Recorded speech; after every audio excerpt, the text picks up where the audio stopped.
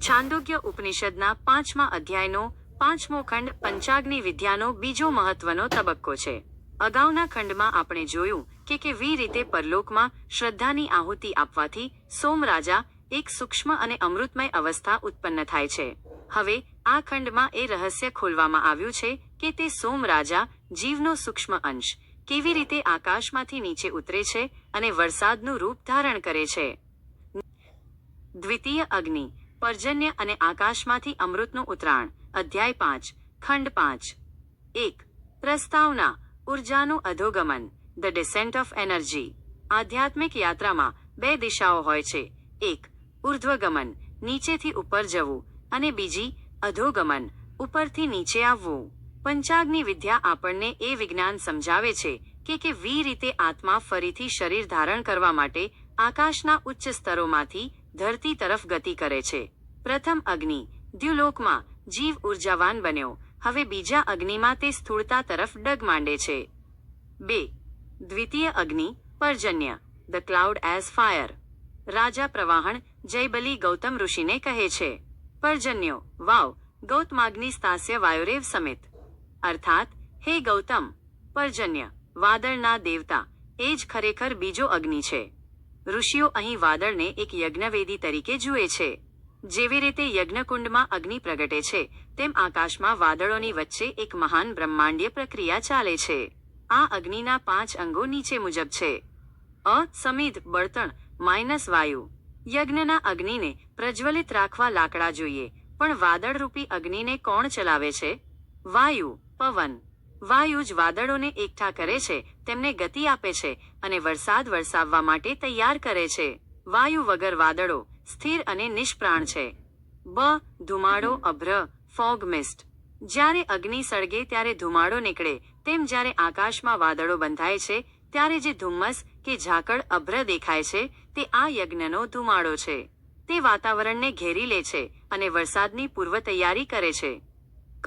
જ્વાળા, ફ્લેમ, વિદ્યુત, વીજળી. વાદળોમાં જે તેજસ્વી વીજળી ચમકે છે તે આ પર્જન્ય અગ્નિની જ્વાળા છે. તે ક્ષણિક હોવા છતાં આખા આકાશને પ્રકાશિત કરી દે છે. આ ઉર્જાનું પ્રચંડ સ્વરૂપ છે. ડે. અંગારા, એમ્બર્સ, અશ્નિ, ગર્જના, વીજળીનો કડાકો. વીજળી પડતી વખતે જે પ્રચંડ અવાજ કે કડાકો થંડરબોલ્ટ થાય છે, તે આ યજ્ઞના અંગારા છે.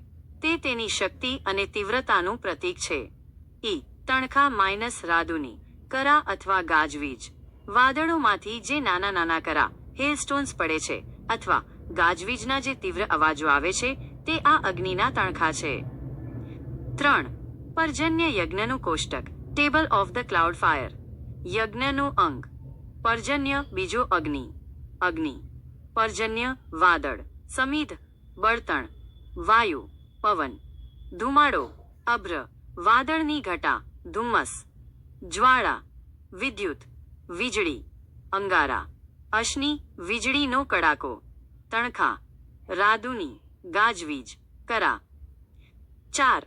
સોમરાજાની આહુતિ અને ફળ. આ બીજા યજ્ઞમાં આહુતિ કોની આપવામાં આવે છે? રાજા કહે છે, તસ્મિન્ને તસ્મિન્નગ્નૌ દેવાહ સોમરાજાન જુહ્વતિ. તે આ પર્જન્ય અગ્નિમાં દેવતાઓ સોમરાજાની આહુતિ આપે છે. ગયા ખંડમાં જે સોમરાજા જીવનો સૂક્ષ્મ અંશ તૈયાર થયો હતો, તેને હવે આ વાદળોમાં હોમવામાં આવે છે. આનો અર્થ એ છે કે તે સૂક્ષ્મ ચેતના હવે વાતાવરણ સાથે ભળી જાય છે. ફળ. વરસાદની ઉત્પત્તિ, ક્રિએશન ઓફ રેન. તસ્યા આહુતૈ વર્ષ સંભવતી. તે આહુતિમાંથી વર્ષા એટલે કે વરસાદ ઉત્પન્ન થાય છે. આ જૈવિક અને આધ્યાત્મિક વિજ્ઞાનનો અદ્ભુત સમન્વય છે. આત્મા જે સોમ રૂપમાં હતો, તે હવે જળના બિંદુઓમાં પરિવર્તિત થાય છે. વરસાદ એ માત્ર પાણી નથી, પણ તે સ્વર્ગ અને પૃથ્વીને જોડતો સેતુ છે. તે આકાશના અમૃતને ધરતીના ગર્ભ સુધી પહોંચાડવાનું વાહન છે. 5. તાત્વિક અને વૈજ્ઞાનિક વિશ્લેષણ. 1. જળનું મહત્વ. વેદોમાં જળને આપહ કહેવામાં આવ્યું છે. જળ એ જીવનનો આધાર છે. પંચાગ્નિ વિદ્યા બતાવે છે કે આપણો દેહ બનવાની પ્રક્રિયા આકાશથી જ શરૂ થઈ જાય છે. આપણે જે પાણી પીએ છે કે જે વરસાદ પડે છે, તેમાં તે સૂક્ષ્મ જીવોનો અંશ રહેલો હોય છે, જેમને ફરીથી જન્મ લેવો છે. 2. આધુનિક દ્રષ્ટિકોણ. આ પ્રક્રિયાને આપણે વોટર સાયકલ જળચક્રના આધ્યાત્મિક વર્ઝન તરીકે જોઈ શકીએ.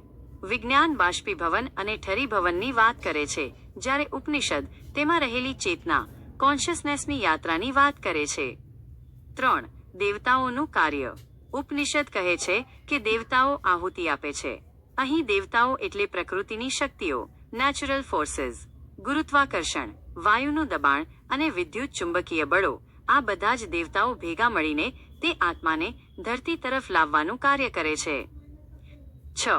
પંચાગ્નિનો ક્રમ. હવે પછી શું? અત્યાર સુધીની યાત્રા. 1. પ્રથમ અગ્નિ, દ્યુલોક. શ્રદ્ધા હોમાયથી વધુ સોમ રાજા બન્યા.